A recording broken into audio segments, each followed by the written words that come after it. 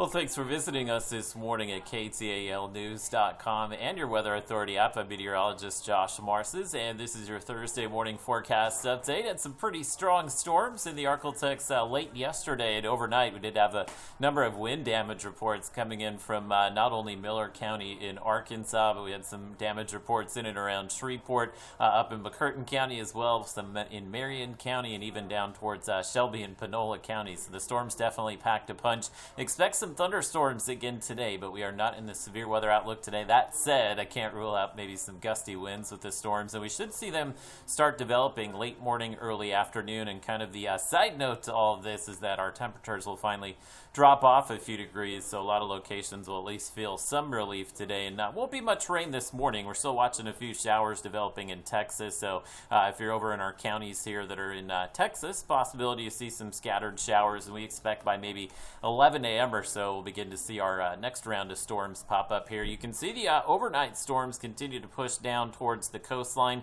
What will happen today? Basically, this front will stall out very close to I-20, and that will be the trigger for some of the storms again midday, and I'll show you that on Futurecast in just a moment. But I know you're probably curious about the temperatures. Low to mid 70s to start out, so it's feeling a little better this morning, and that should translate into the afternoon as well. We'll come in at 96 in Shreveport today, 97 for Texarkana. Your highs yesterday in those locations, 104.